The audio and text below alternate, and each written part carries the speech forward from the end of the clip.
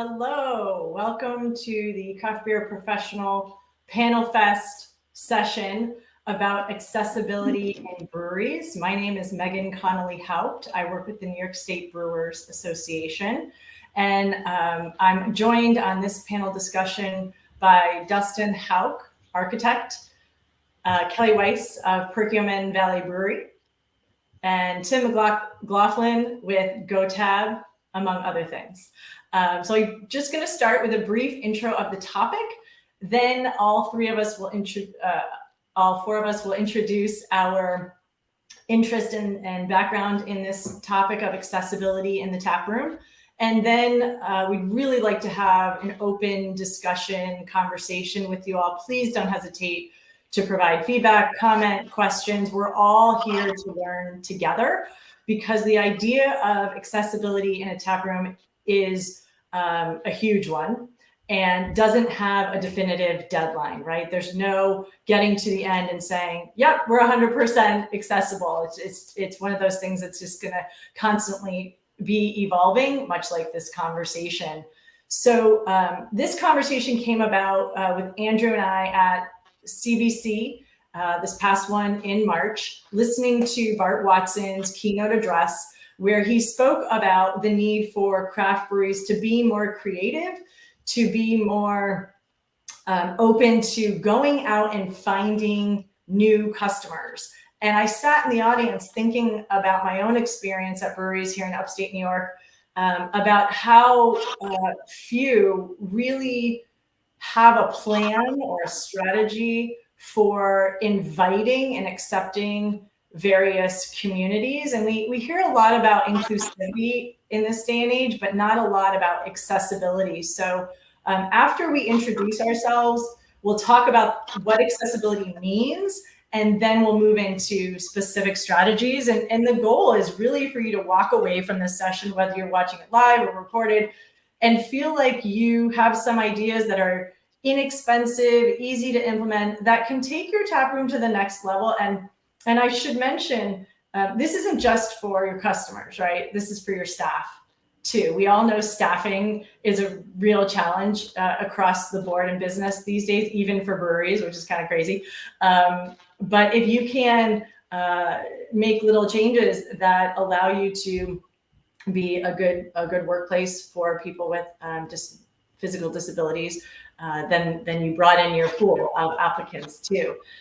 So Dustin, you're next on the clock. If you want to go ahead and introduce yourself. Sure. My name is Dustin Houck. I'm an architect. We specialize in brewery projects all across the U.S. And particularly in this topic, we certainly have to address all of the ADA codes and regulations within the building codes and know those very well, but those are the minimums. Those are not kind of setting the standard for what you would like to do to be more inclusive and inviting. So I'm here to kind of talk about some of those minimum requirements, and then how you can kind of step those up a little bit and be more inclusive. Kelly? I am Kelly from Perkiomen Valley Brewery. We are a very tiny mom and pop brewery in Green Lane, PA. And even actually we're the smallest borough in the Montgomery County, which is a very large populated county in Pennsylvania. A lot of people know like King of Prussia and the big areas in there that Montgomery County houses. But we're tiny, and we're in the tiniest borough that only has 498 people in it. But we are surrounded by other communities who highly support us. We are first and foremost parents to our two sons, Noah and Jonah, who are both on the autism spectrum. And so Tom brought his project managing and his love of beer forward into this project, and I was roped in. I love beer, but I never brewed it before, so I was roped into learning all about that aspect of it. And I also do foraged beers, so that's something a little unique to our brewery as well. But mostly our brewery is known and nationally known because we developed our tap room with the main point of being inclusive and accessible as much as we could possibly do in our building, which used to be a bank. So I do think we might be the only brewery that has an adult size changing table in our accessible bathroom. It's a motorized accessible changing table that isn't just for individuals who were born with disabilities, which we knew a lot of families with that, but it's also for people who acquire them along the way. And once upon a time, they were, going everywhere without having limitations. And when something happens to you quickly, which I just had in June, I had a faint and fall, so I acquired a disability in June, and it can happen just like that.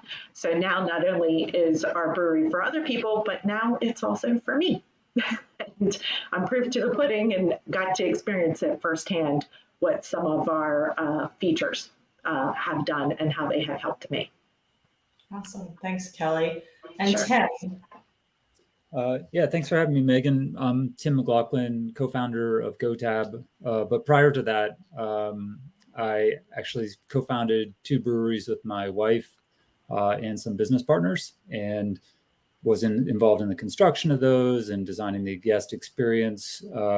Now those breweries are women-owned because my wife is the CEO, and so they tend to focus on a lot of things around inclusivity, including accessibility, but it's everything from race, gender, all the stuff that is around trying to be inclusive.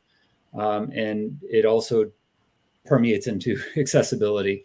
I know that sounds like a stretch, but if you've ever been there, you'd see that they're all about making sure everybody can have a good time, even people who don't drink beer. And so it's a very important thesis for the brewery, and near and dear to my heart, because I had some prior both personal experiences and close friends who I had a colleague who was blind, one of my earliest employees at my first company. Awesome. Thank you all for being here and for sharing. I will say, when Andrew and I came up with this idea, we thought, well, who's going to be on the panel? And it was a lot of work to find a good cross section of expertise and background to pull this together. So I really appreciate you being here. It's pretty diverse. So I work with the New York State Brewers Association. I've been in the industry for about 8 years in that capacity. I've also done marketing consulting for, I don't know, a dozen or 20 or so rural breweries in New York. And I am a parent of a child born with cerebral palsy. It's pretty minor, but we definitely have challenges as a family going to visit breweries. I have yet to go to all 538 here in New York. And part of it's because it's really hard. It's really hard for me to get out and visit breweries with my children. So I have a deep interest and passion in the industry, and then personally, have some challenges I would love to see the industry address so that we can get out more as a family. So we're using the words ADA compliant, accessible, inclusive, and let's just pause here and define those 3.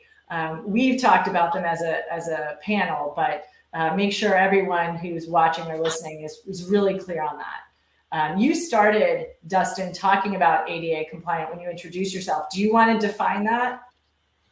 Yeah, I mean, essentially, the building code defines some specific items that have to be included in your redevelopment of your property. Those include access from the public way, your parking, access from that parking to the entry point, your ordering counter, the seating, your restrooms, and kind of the movement throughout the space. But those are just the minimums, and they really just kind of define the widths required, the amount of how much you have to provide, of how much handicap parking, how wide are your accessible aisles, and those types of things. And as I mentioned, those are the minimums. So if a good way to do that is put yourself in a wheelchair and move through the space and see how well you can do it. And if the code minimum says you can have pitch points down to 32 inches in certain spaces, try getting through that with a wheelchair. Is it possible? Yes. Is it comfortable? No. So trying to kind of understand these things, the difference between what the minimums are and what you can do that makes little minor changes that can really improve that customer experience. Yeah, I really like what you said there about is it comfortable, right? Because it's not just having people there, but are they having this good customer experience, right? Where they're going to come back or they're going to tell their friends about it. So the definition of ADA compliant, I'll just kind of read it in basic terms, although Dustin provided a nice kind of colorful description, is meet basic requirements of Americans with Disabilities Act. Establishments can be entered without challenge from a physical perspective. That's it. That's very limited in my opinion. So they're just talking about, they meaning the people who created ADA, getting into the establishment, right? They're just saying can be entered without challenge. That's it. They're not concerned with how easy it is to order a beer or get to the bathroom or order food or get their food or pay their bill, right? None of that is included with ADA compliancy. So that's the first tier, right, of development in this conversation. The next tier is accessible. So what does that mean? We've all touched upon this a little bit, but in essence, it means that everybody who enters your brewery can access the same products and services, right? So every person, regardless of their challenges, can order off the same menu and receive the same products, the same beer, the same burger, whatever. There's not a limited set available to somebody. Tim or Kelly, did you want to provide some enlightenment on that at all? I have a ton of opinions on this, but I mean, there's really basic requirements in construction like lighting, but my colleague that I mentioned earlier, who was legally blind, couldn't cross a road without getting run over by a car, but he actually could see large backlit text. And the reason I identify this is that anybody who knows demographic data of the United States and really kind of the world is we're aging. And with aging comes degradation of vision. It's really kind of unwise, the level of lighting or the low lighting and total unavailability of backlit menus that you see on a regular basis. There's really no reason for it. It's a simple fix. And I guess my philosophy, especially coming from GoTab, is meet the guests where they want to be. If they want to order at the counter through a server, great. If they want to order from a server at their table, if they want to order on their phone, if they want to order on a kiosk, if they want to, each of those different things has levels, different difficulties, right? Some things are hard for some people and some things are easier for other people. Right. And I just look at it, it's not hard, it's not expensive to do these things. But it does take some work. It takes some concentration. It takes some, kind of, I think, shifting your mindset, kind of like Dustin suggested, which is put yourself in the perspective of a wheelchair. Maybe you need to walk around with dark sunglasses on and get some idea of just what it looks like to look at tiny little fonts on your menu that nobody can read. Right. And you're making a couple points that I just want to call out. One is that accessibility is not just for people who were born with a disability, as Kelly was pointing out, right? All of us are aging. I'm surprised I'm the only one wearing glasses on the call, because it seems like everyone I talk to these days, my demographic is wearing glasses, but it's aging, right? And it's not just aging, it's having children creates all different sets of challenges. And there's just lots of different ways where we find ourselves needing different accommodations than what maybe are traditionally provided. And we talked about the fact that there's no endpoint, right? This is constant evaluation and improvement. We talked about the fact that it's for customers as well as staff, right? A better staff experience. And there was something else that you said, Tim, that escapes me now that was an important kind of call out point, but it'll come back to me. I'm sure. I guess one thing I'd love to show as an example. So this is our handheld POS. One of the things that it finds me kind of amazed is if you were to look at competition in the marketplace, you cannot scale the size of the font. And I know for a fact, one of the largest players in the space with their handheld POS, the font is so damn small that anybody who's over 40 says to me, I can't read the stupid thing. It's so small. And this is a big public multi-billion-dollar company, but apparently there's no way to scale the font, right. Which to me is just boggling that people are thinking all servers are going to be, 20 something with perfect vision. Well, so that's the point that you just reminded me of, right? Is that offering options and not having a one cookie cutter approach is really going to benefit your brewery, right? If you can have the large print paper menus, but also have the backlit board, right? And seating, right? You have some of the high tops and you have some of the traditional low top chairs and some chairs without arms, maybe some with arms, right? And offer a variety of options, then you're expanding a positive guest experience, right? Right. Right. We have in our little brewery, I love the fact that we wanted to show that you could be as like really full on accessible and also keep with your aesthetic, which I think Dustin, does such a wonderful job at. I think so many people go into things thinking all the hard stuff first, right? Like the big ticket items and I can't do this. But really, it's not just the big ticket items. It's great if you have that kind of bankroll available to do some of that kind of stuff. We intentionally chose to carve out part of our budget for that. But some of the things is like when you're building out your bar, can you make your bar 2 different levels, right? Can you have it for traditional bar seating? Can you have some space for people who might roll up to it in a wheelchair? Going for and also think about their companions as well as who are they sitting with if they're coming in with a group of people and you only have room for one wheelchair and one companion. Well, what is the rest of the people in their party? Exactly. They can't be a part of that. Don't do that. Right. Yeah, make sure that you have it, exactly to your point, have available seating for their party. And it is things like that. It is basic. I don't want to make it, I realize I've been living this whole entire life, like pretty much doing this. So it changed my DNA. My DNA automatically goes there and thinks that. But it is really thinking, if this were me, what would I want? Not just need, but also want, right? So we're talking about taking it from what ADA says to, no, I don't want to be going through doorways and scraping my knuckles on the doorways and trying to figure out how to move this around. So when we were designing our accessible bathroom, 2 things that I just am super proud of that happened was, the first thing was we were doing this one doorway project and trying to figure it out. And Tom comes, he went on a trip just to pick up some other things that we needed. And he comes back and he comes wheeling in with a wheelchair. And I said, what? And he's like, well, I drove by our pharmacy and I rented the wheelchair so I could go around our space to make sure that other people can go around the space. Now, mind you, he's never done a wheelchair before, so he's also driving terrible.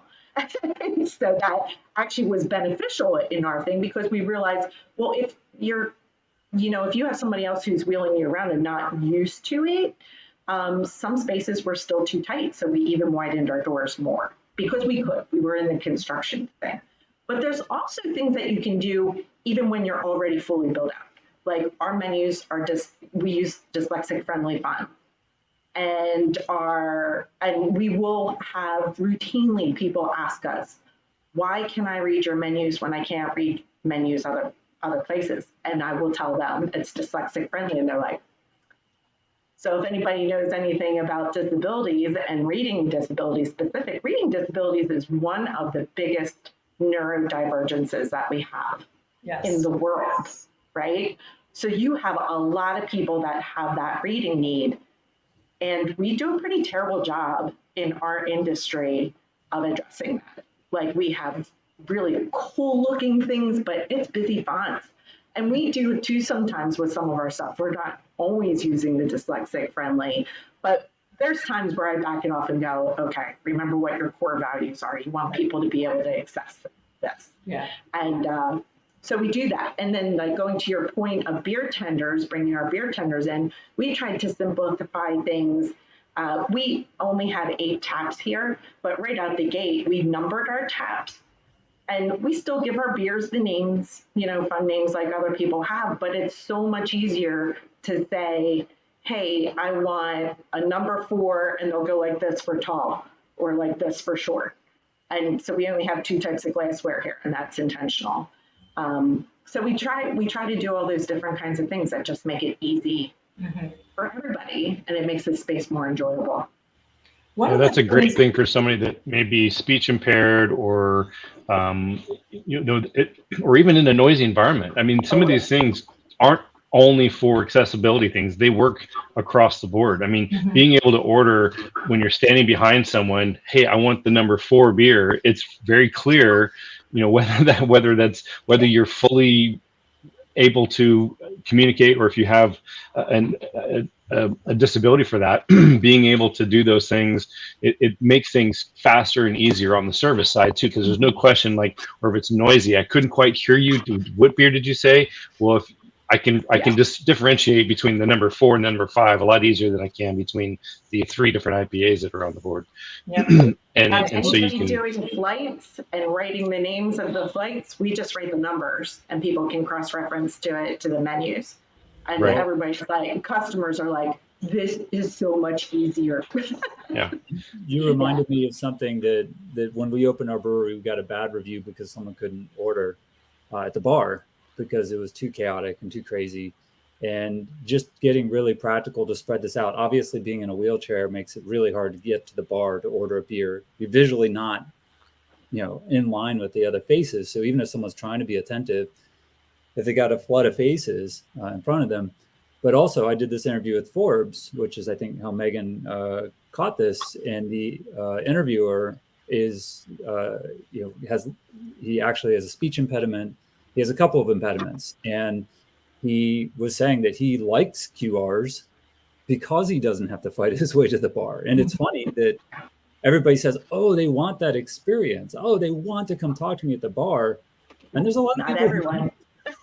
There's actually, and this isn't just people with limitations. This is just maybe people with emotional limitations. Maybe people with. Hey, there's a lot of introverts in the beer industry. If people haven't realized that.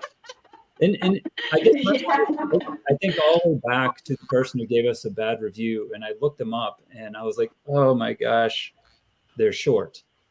That's what it was. They were short, and I was like, I'm willing to bet money that they couldn't get the bartender's attention because they're short, right? And the bartender sees a sea of faces at this level, and there's a face down here. Not intentional, things happen, but boy, if that person had another option, happy customer, good review, all that stuff. So it's funny, last week I went to a brewery that I'd never been to before with my husband, and I started to tell him, hey, next week I'm doing a panel discussion about accessibility. And I kid you not, literally as these words are coming out of my mouth, a woman and her husband, who is a wheelchair user, are coming into the brewery. It's like the middle of a Wednesday. There's no one else there. And he was like, did you see them? Is that why you started telling this? I'm like, no, I didn't. So I, of course, wait till they get their beer, watch the whole experience and transaction, and then beeline over to him and introduce myself.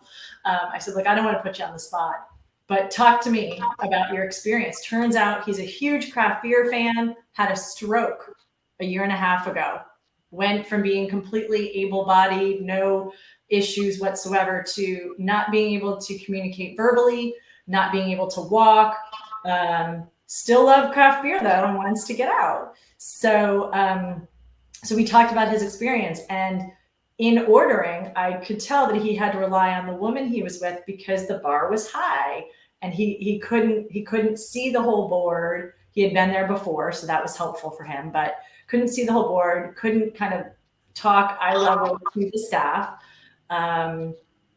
Was able to find a table where they could both sit comfortably. So that was a nice bright space.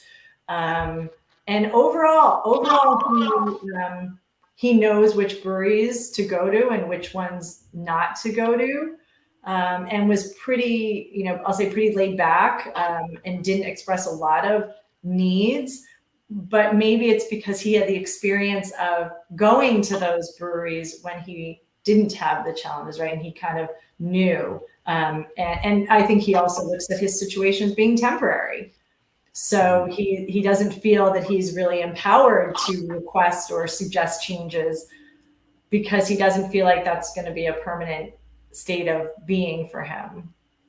Yeah. We had somebody who comes to our brewery, and she's a spitfire. She was born with a disability. She's a huge advocate in our area. She helps individuals sort out SSI and SSDI, which is a whole nother ball of wax. It's very difficult It's a different to navigate that. It's a whole bunch of things to navigate. But she was born with a disability, and she continues to acquire this disability throughout her life. So now she's a double amputee. In addition, she was born with cerebral palsy, but now she's a double amputee as well. And she was interviewing somebody, so she has her own business. She was interviewing somebody just to partner with. She brings in a financial planner to assist every once in a while. And when she was interviewing him, she met him at a pretty renowned place in Philadelphia. And when they get to the place, to get into the place, you have, because it's Philadelphia, old buildings, you had a set of stairs that you had to get to, and there was no ramp, no anything. And the restaurant itself boasted that it was fully accessible, but you had to go around the block, go in the back alley, go in the back entrance, go past other businesses to get into the restaurant. Like, that's how they were fully accessible. And he's like, this is ridiculous. I should just like lifted you up and like carried you in. I think that's what they ended up doing at one point. And that in and of itself is so embarrassing, right? Like, that's right. not helping the person be independent to have to be carried into it. Right. So she put him on the spot right there. She says that was part of her interview process, because she knew full well that this was what was going on at this restaurant. She had taken issue with this restaurant before about it. And she says, so tell me what you think about this. He says, how often do you have to deal with that? So she was like, a lot. I have to deal with that a lot in my life. And so he was really upset. And she goes, good, you passed the test. She says, because I knew this restaurant was like this. That's why I invited you here. And he's like, what? She goes, yeah, I'm in the process of suing them. Wow. For their accessibility.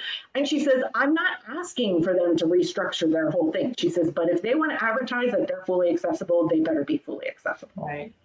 Yeah. Well, that leads me to another point that I wanted to mention that all three of you have touched on already, but I want to call it out. You can be accessible and not compromise elegance of design sensibility. If anyone on this call has checked out Dustin's website, you will know exactly what I'm talking about, or have checked out GoTab's POS system and the elegance by which the product is designed. You don't have to compromise, right? Like, you can be accessible while also being beautiful and modern and true to your brand, right? This is not something that competes with your brand. It can only enhance the brand. And I didn't know if Dustin, Tim, and Kelly, if you want to speak to that point at all. I'd love to. And thanks for touching on it, Megan. I think, well, so my prior life was I owned a digital consultancy. We did basically large websites for Fortune 500 companies. And that's when the ADA put in place what's called Section 508. Section 508 dictates accessibility on websites. And at the time, like I said, our 8th employee was blind. And it was at the time, people thought it was crazy that you could have a beautiful website that was also accessible, like readable, meaning high contrast, things that we should take for granted, but we don't always get. But like just the fact that you can actually read the fonts took a long time for people in web to sort out because with the fonts and the image, all these bad practices.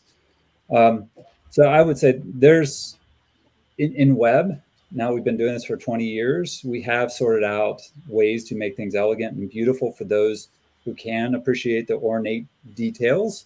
But when you don't need it, like maybe on a phone because you got a limited space, you just need to see quick, clean, simple text.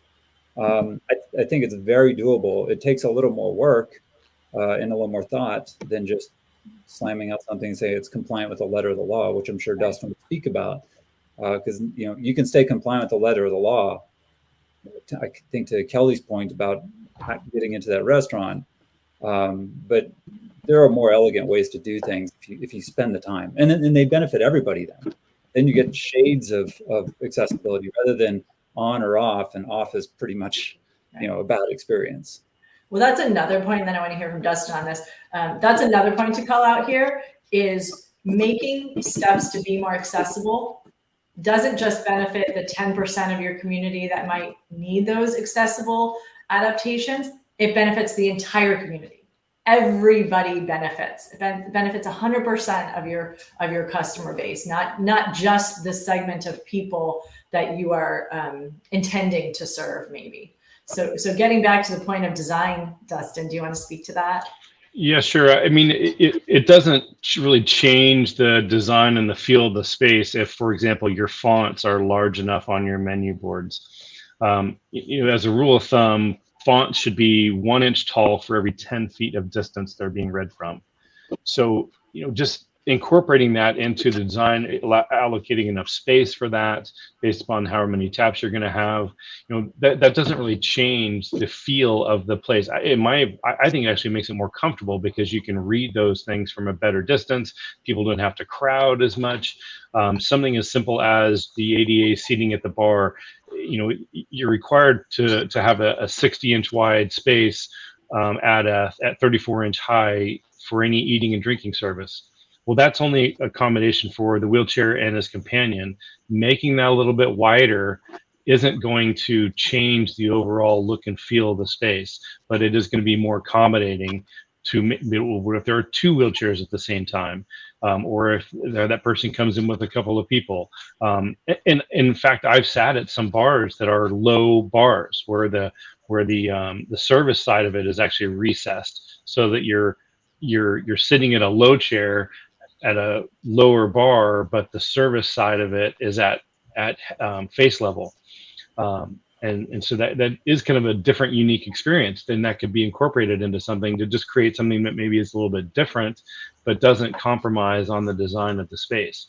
Making a hallway to a bathroom 60 inches instead of 44 isn't going to change the look or the space, but it's going to make it more comfortable, not only for someone in a wheelchair, but also for just your patrons passing each other in a hallway. 44-inch hallway is the minimum required for access to the bathrooms. That's really tight for 2 people to pass. But that is the minimum. You can make it just a few inches wider, and it's going to be more comfortable for everybody, not just the people that need it for the code requirements. One thing I want to add a personal tidbit around bathroom design, because I'm not even going to say the brewery name because I might be affiliated with it. But the point is that the bathroom code, at least in where we were, was kind of antiquated around male-female requirements and sort of the stuff, and didn't really accommodate family bathrooms. In fact, we didn't have the space to accommodate it if we were to meet the code requirements, which is super frustrating.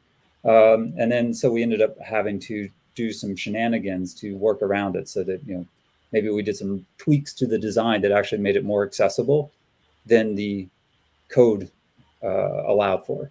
So the code basically mandated these very clear gender bathrooms with certain requirements for each, but that actually isn't what we see in terms of people's preferences. So maybe some signage changed after they left, and it actually increased accessibility and usability for people of all types. So it is tricky, and we had to learn that from somebody else who's like, oh yeah, this is how you work around it. And maybe I think that goes to the Americans with Disabilities Act when it came into play and started defining how many what the facilities need to be as far as clearances, what they need to meet. Then the building codes state how many fixture requirements there are for each sex, but it doesn't really say how those are designated, and there was no all gender statement sort of in the original codes. So it really became difficult when we see a lot of transitioning to kind of all gender facilities, maybe communal lavatory areas, private toilet areas, and so how you can make those usable for all sexes and for all genders and anything. And so you're having to label something men and women because the building code says you need a certain number for each sex, but then you also want to label them all gender to be compliant with ADA and to be accessible to anyone. And so we found that for a long time, having to, on our plans might call this out of the men's and the women's. And then after the inspection, we change all the signs to be all gender, and anybody can use anything they want. We really don't care. We just want everybody to have a nice, clean, usable facility. That's exactly the problem we ran into. Yeah, the codes are starting to change and are starting to require general neutral signage and those types of things. And so that's helping with those sort of processes to get through those. And just oversizing your toilet room for a wheelchair, that's also comfortable for everybody. Who likes going into a bathroom stall that's 30 inches wide and you can't even move your shoulders in the thing? Right. There's no requirement for a non-accessible bathroom. There's no size requirement for it. So you can make it as small as you want. Well, that's not necessarily the best idea. Right. It's not only just to be if somebody's with a walker or a cane or a wheelchair or anything, there's all kinds of reasons, you'd want those bathrooms just to be more comfortable in general, and a little bit larger is going to be more comfortable for everyone. Oh, or our case, we had lots of families, so we had lots of kids with parents. So you got two kids in the bathroom with a parent, and right. And in our case, our daughter has to go to the bathroom with my husband, oftentimes, right? And so he can't take her to the men's room. He can't take her to the women's room. So what bathroom is available for him, let alone the size of managing two people? Yeah, having those all gender facilities are great for those exactly. It's an all gender, but it's also the family bathroom. It has maybe the larger sized changing table, has its own laboratory within that room that's not part of the communal laboratory. You can make like that one room that really serves everything, and then the other rooms could be maybe just not quite as small as minimum. Yeah, I want to jump in and let people know that, because I don't think I shared this with you, Megan, that they're called Changing Spaces, which is the name of their nonprofit that they're creating. I think they still go under changingspaces.com online, but they do have a map of places that have accessible bathrooms and with full-size changing tables. For the people in their life, because it's a big deal, and they know it's a big deal. And so one mom just kind of took it under herself to find all these places and create a map that people can click on. And so if there is any other breweries or spaces or anybody listening out there that has a full-size changing table, reach out to them so you can get on their map, because people really do utilize that. And it's a big deal. And I'll tell you what, if you can, again, put some of the money aside, have the space to do a larger bathroom like that can accommodate that kind of thing, it is really wonderful. Just seeing firsthand the people who come in and utilize ours, but also the new families, to your point, who have little kids in tow, and maybe one, maybe two, but the moms with, still using changing tables are like, I love this one. I can put everything right on this table rather than having to reach down to the floor or put it on the floor. So it definitely has those bonus points, not just for people who need that, but for other people who don't need it. And every once in a while, you get kids who have figured out the table because they saw their mom use it, and you have to yell at them to get out of the bathroom and stop playing on the table, using it like a ride. But it's totally worth it. Absolutely. And we've done other things in our brewery, just to make it, to your point, making it aesthetically what you want. Somebody donated a big old school chalkboard to us, and their intention was that we were going to put the beers, write the beers on it, like a lot of places do. And instead, we put ours right in the floor, back in this little alcove area, so people of any age can actually doodle art there right on the floor. So you can really do anything you want. You find out what you need parameter wise, ADA, you find out what you want to make things accessible. Like right now, I'm sitting in our little sensory space because it's helping me with my newly acquired concussion.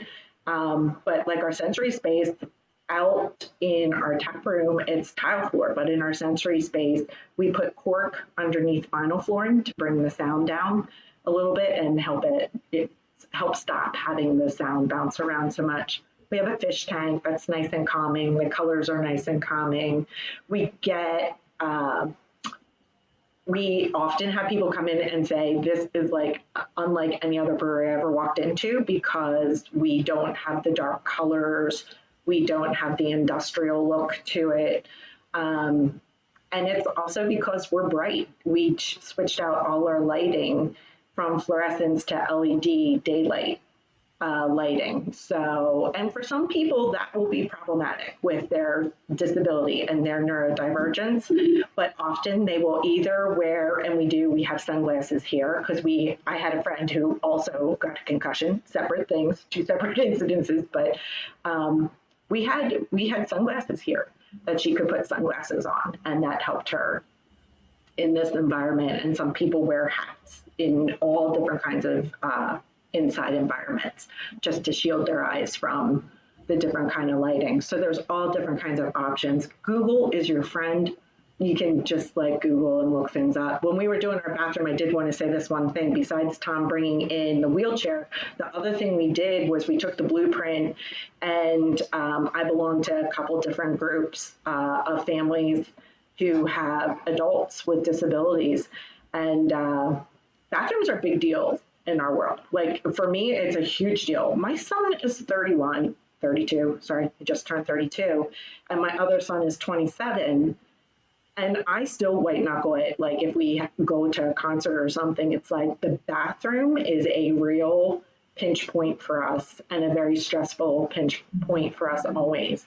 Because if there's not an accessible one, I have to stand outside of the men's room and hope that people will understand my son's differences. Mm-hmm. And that is not a fun place to be, ever, ever, ever. So that's one of the reasons we definitely put our bathroom in, because it's a big deal to us. And we want to just show other businesses that if a little rinky-dink brewery like us can do it, anybody can. Thanks, Kelly. I know it's hard to talk about, right? Because the world is not designed for people who are not in the normal range, right? Yeah. And the bathroom is a huge part of a brewery, business, restaurant, concert experience. Small things, right? Sound. Yeah.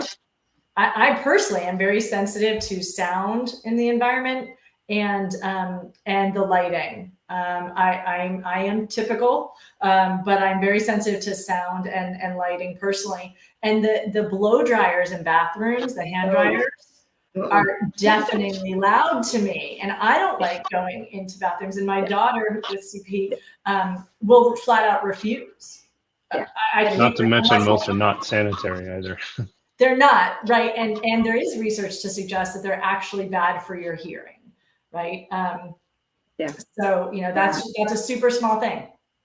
Paper towels versus the hand dryer, right? Yeah. Very, very simple. Because I do want to make sure that we're bringing this back to easy things, right? Easy things that honestly do make a difference. Any step that you take down this road of accessibility, please know that it's helpful. It's helpful to your customer experience. It's helpful to your business, right?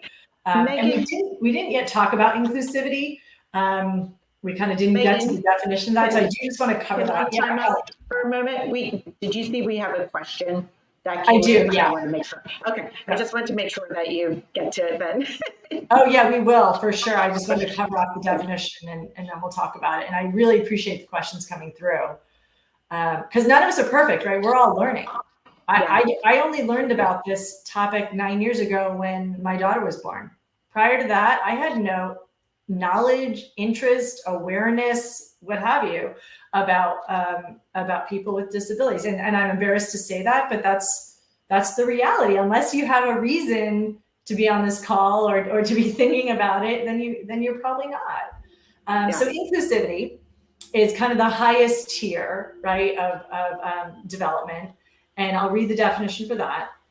People of all backgrounds, intellectual and physical abilities, ethnicities, feel a sense of belonging and can fully engage without limitations from physical, cognitive, or social perspectives. So when you think about people with autism, potentially this would be the area, you know, if you're inclusive, then you're creating a space where neurodivergent people feel accepted and belong. Maybe you're not meeting 100% of their needs. It's not saying that, right?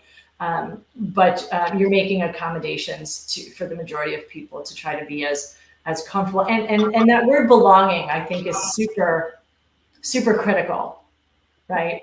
Right. And that goes back to the customer experience. And then, yeah.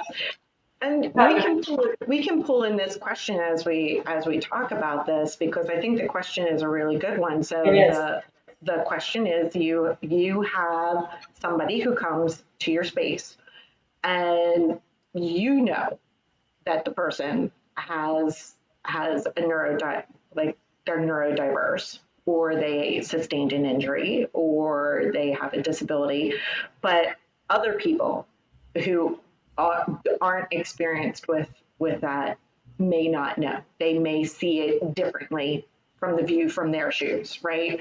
So they may be seeing somebody who, if the person's neurodiversity, but it might come off like, ooh, that person is floated, because like their speech might be different, their walking gait might be different, this is important. For me, it's so key, no matter what your space is, no matter where you're at, is that not to bonk people over the head, but you're literally teaching them as you go.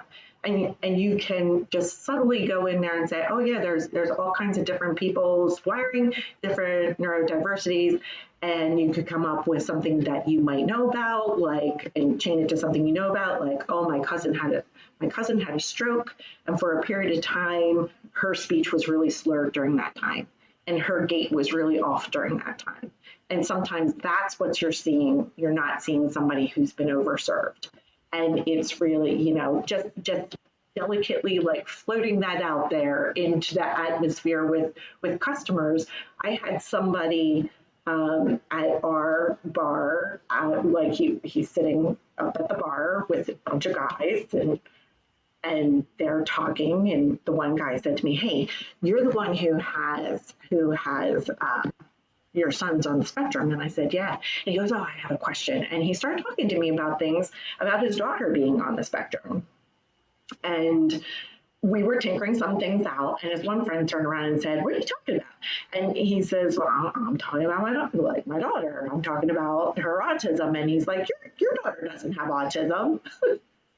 The guy's like, dude, why would I say my daughter has autism if she didn't have autism? So he's like, well, but she doesn't look like she has autism. And on that, I went over to one of our beer tenders that was working here at the time. And I said, hey, Rach, could you go over and could you help serve these guys? And I'm going to like peel off over here for a little bit. And she says, sure. I said, and if you don't mind, she was very, very upfront with disclosing her disability. She was cool with disclosing that she was on the spectrum. I said, yeah, when the subject comes up, you know, if you hear it, can you say, hey, I have that too? And so I watched the whole thing play out from the side, and she goes, oh yeah, she goes, I have autism too. And like all the guys that have been here before, they're like, oh, shit, really? And I said, yeah, you can't tell by the kind of hairstyles that we wear. And we just try to like just blend it in, like, but it was like a really important moment, not just for us being who we are, but more importantly, it was an important time for that friend to share with his other group of friends that he hangs out with that his daughter has a disability and has autism, and apparently he's never done that before. So, and I think so. You've created a couple of things. You created a really safe space to talk, which is amazing, right? Amazing. But also, you'd be surprised how many people fully disclose like who they are in this space once they hear somebody else do it. They're like, Yeah. oh, well, I have blah, blah, blah. Or, oh, I have blah, blah. And it's like, listen, people, it's like 1 in 4. 1 in 4 people have something, right? Well, and that's the point, is that it's not always visible, right? I was at a concert with a gentleman who he's really suffering from a disease that slurs his speech, and he cannot walk properly. And I thought he was wasted. Turns out he's got a terrible illness, right? So let's try to address this question of, what do you do? How do you support this customer who you know has not been overserved, but other people are observing and saying you need to cut them off? And how would we address this, right? What counsel or words of wisdom can we share? I'll go first. One of the things I like to see is signage, and I think the back of staff T-shirts is a really great space, just to kind of set the culture and the brand and the vibe. So, you know, maybe there's some signage on the board about, you know, being a space for everybody and kindness, and, you know, some sort of short statement. And then maybe there's a campaign that you do as a brand, right? It's a social media campaign coupled with the staff T-shirts, coupled with in-person events, right, where you raise awareness of the totality of the community and the needs. And that doesn't answer your question on a micro level. Like if there's an immediate situation where somebody is concerned that this person is intoxicated, but it sets the tone in general for your brand and for your customer experience. I think you reassure other customers that your staff is fully trained, right? So your staff has been trained. They know how many drinks that staff is trained to be able to tell individual customers like where that is. Yeah, so that's a key one. Staff training. And making sure your staff is trained to addressing these issues, whether it's, you know, offering readers to someone that might need help reading a paper menu, or just, you know, there's things you can provide in your space, but also making sure your staff is trained to how to accommodate everyone. Yeah. And also for this specific thing, being that it's a customer that they know, if they have the time to like just have a one-on-one with that customer and say, look, if anybody ever said anything, how do you want us to handle this? Yep. Or do you want to handle this? Like, more importantly, like get their feedback. Like, how do they want you to proceed? And if it's like, I don't want you to say anything, then don't say anything, right? Like, don't respect that person and how they want to go ahead and do that. And then, like I said, like just like everybody expects to learn something around here. We just had yesterday, we had an event where we had a mobile coffee cart come our way, but it's Barista Jake. He's internationally known, and they actually are another family with neurodiversity that created a business, and they came here for an event. We had our sticky bun Sunday. They brought the coffee cart, and so people know that's who we are. That's what we do around here, and it's really a wonderful thing. And to see it grow and see it bloom and see people. Mind you, we are in an area that is like I call it a throwback area. It feels like you go in some kind of like vortex and go flying back about 50 years. So to see it happening in our little community is really, really amazing, because really all we wrap it around is like, this is our community. These are the people in your neighborhood. Like we're everywhere. 1 in 4, we're going to be here. Autism is like down to 1 in 32, I believe. Like, we're here. You're going to see us everywhere. You're going to see us in schools and businesses. And so just to make it normal. I hate that word. I really hate that word. But but it's okay, right? It's okay. We all dance around different language and words to use, and and don't get all spun out about that part of it, right? The important thing I think that you're saying, Kelly, is to invite that conversation with the customer and invite that conversation with the other customers who are concerned, right? To be a place where you're encouraging that kind of dialogue and having that one-on-one with the customer of like, hey, this is happening. How can we work together on it, right? Or having be in the driver's seat. Yeah. I think that touches on something that brought up in kind of our pre-meeting for this was maybe inviting the community outreach, inviting some of those groups or community to your facility and ask for feedback. Whether it's a moms and strollers night or something, or somehow inviting anything that's different than what you're used to, just to give yourself and your facility and your staff exposure on a more concentrated level, so that when it does happen or comes up or it's something that you're comfortable with and know how to address, and you can make your facility better accommodating for all the different options. Absolutely. The idea of inviting groups in, maybe there's an autism awareness group that meets once a month at the library.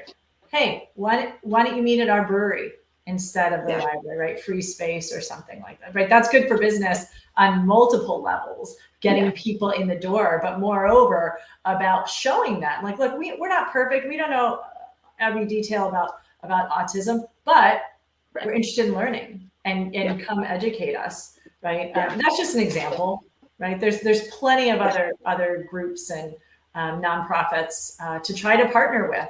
Maybe it's an awareness campaign, like I said, or maybe it's specific events at the tap room. Any other? We are down to the last 2 minutes. Any other specific questions from people out there? We know it's a lot. It's a huge topic. Just trying to scratch the surface. There is the downloadable document, Andrew, attached to this presentation. It's not exhaustive, but it's a start. It was compiled by all of us on the call. Take the time to look at it, and maybe there's a nugget in there you say, I never thought about that. I can do that. Maybe it's offering ASL tours once a quarter or something. I love that idea. Right? I love that idea. I'm totally taking that idea. Yes, all the ideas are. We do a brewer's table like quarterly, and when I heard like the ASL part, I'm like, that's pretty cool. That's the other thing we wanted to do was take all our beer descriptions. It's my goal to do this coming quarter, is to take all our beer descriptions. I want to reach out to Temple Institute of Disabilities and find a way and see if they have some place where we can get our beer descriptions in Braille, but also have on that same kind of Braille description, have them all on individual things, but have like the picture and have the Braille and to Tim's point, have a QR code to go along with it. Mm-hmm. So that way, whenever we are rolling something out, we can, those cards will also be available on like a ring, like just put it on a ring and put all our beer things on one of those. Yeah, photo descriptions are great. And it's not only good for accessibility, but it's just good for your customers. They can see, if you write the SRM color of your beer on your menu, most beer drinkers don't know what that means. Yeah. But if you had a picture of maybe the glass you serve it in and what color it is and what it should look like, that's advantageous to anybody with maybe a reading disability or just someone that wants to know what the beer is going to look like when they get it before they order it. Yeah, agreed. We are out of time, unfortunately. I know we could all talk about this for much longer, but this is a great start, right? And this is a topic that doesn't come up a lot in our industry. So I'm really, really happy to have the panelists involved, Andrew's interest in hosting this discussion, all of you for watching it either live or the recording. Really appreciate it and hope that we can make some strides forward as an industry to be more accessible. Yeah, thank you, Megan, for inviting me, and Craft Beer Professionals for organizing. Thank you. Yes, thank you. Thank you, Craft Beer Professionals. Thank you. Bye.